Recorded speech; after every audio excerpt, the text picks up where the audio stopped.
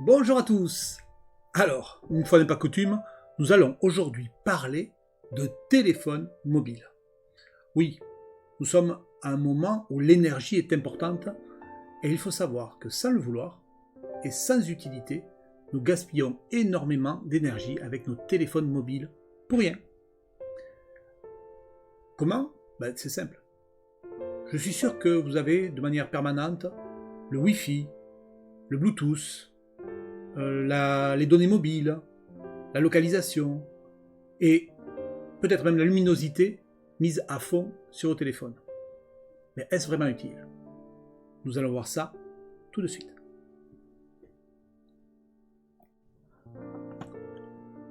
Alors aujourd'hui, on va s'attarder un petit peu plus sur les téléphones, la téléphonie mobile, avec ici un exemple sur un téléphone Android. En haut à droite, on va déceler un certain nombre de petites icônes. Le premier, c'est le Bluetooth. Le second, c'est les données mobiles ou le réseau. Le troisième, c'est le Wi-Fi. Et le quatrième, le témoin de charge de la batterie. Alors il faut savoir que chacun de ces éléments a un impact assez fort sur l'autonomie de votre batterie et de votre téléphone, et donc sur la quantité d'énergie nécessaire pour qu'il fonctionne. On va aller voir ça de plus près.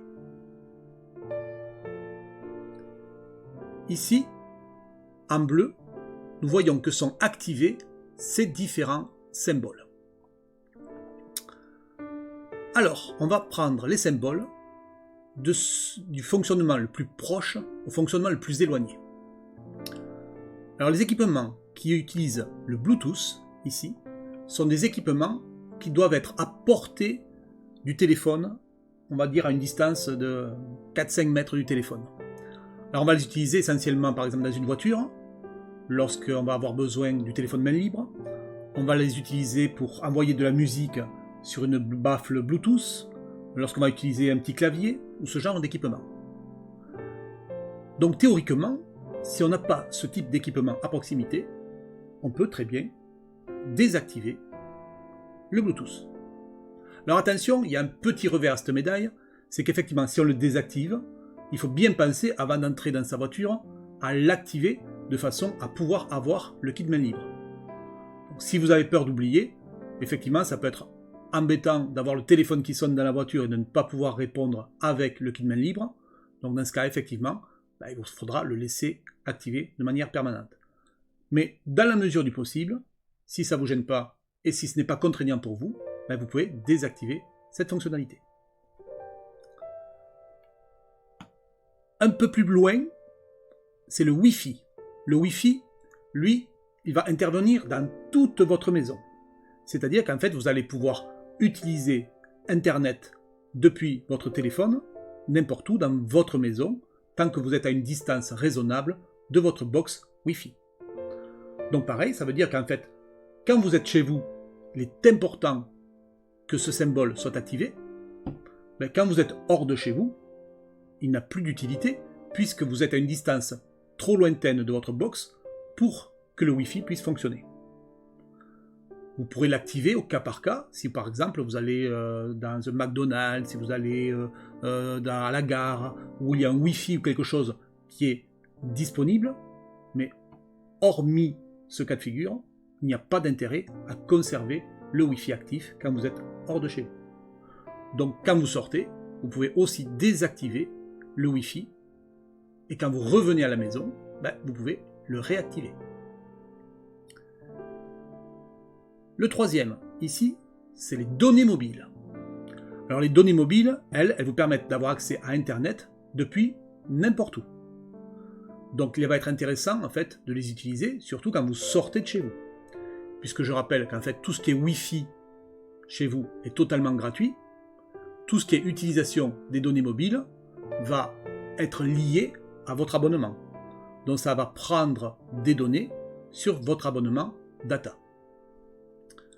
Donc dans l'idéal, il faudrait que lorsqu'on est chez soi, le Wi-Fi soit activé et les données mobiles désactivées.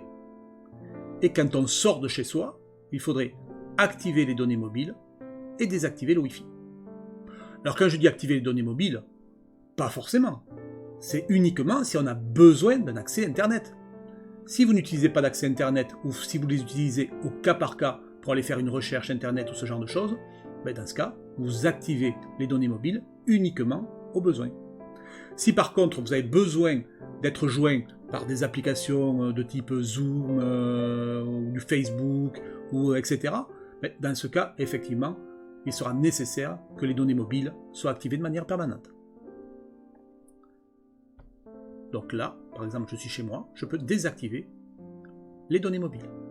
Ça n'empêche pas que mon téléphone fonctionnera toujours et que je peux être appelé et joint par téléphone. Tout ce que l'on voit ici n'a à aucun moment un effet sur l'appel téléphonique. On reçoit bien des SMS, on reçoit bien les appels téléphoniques. Alors attention, on reçoit les MMS, ou les données de type photo, vidéo, etc., uniquement si on a soit le Wi-Fi activé, soit les données mobiles activées. Dernier point, la localisation. Donc ça, c'est la partie GPS. Dans la partie GPS, c'est pareil. Vous n'avez pas forcément besoin de l'activer. Ça va permettre de repérer votre téléphone, savoir où il se trouve.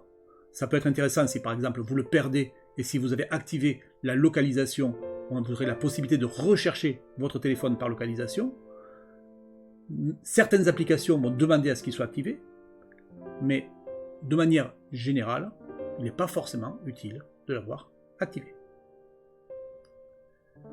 Dernier point qui peut fortement impacter la consommation de notre téléphone, c'est la luminosité. Elle est ici. Plus elle est basse, moins vous consommez. Plus elle est haute, plus vous allez consommer. Donc effectivement, avoir une luminosité haute à l'extérieur est nécessaire, sinon vous ne verrez pas le contenu de votre écran. Par contre, en intérieur, une luminosité basse ou la nuit est beaucoup plus intéressante en termes énergétiques et aussi beaucoup plus conseillée pour vos yeux.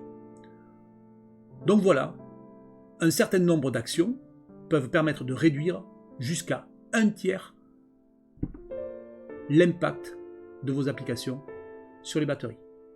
Alors c'est intéressant, on peut gagner énormément de ressources énergétiques, c'est des contraintes, puisqu'il faut penser à activer ou désactiver les différentes fonctions en fonction de vos besoins, mais c'est un petit peu la même chose que de sortir chez soi et d'éteindre la lumière en sortant, ou de revenir chez soi et de rallumer en entrant. Ça a un impact qui n'est pas neutre, et c'est très intéressant au moins à savoir. Voilà, c'est tout pour aujourd'hui. À bientôt.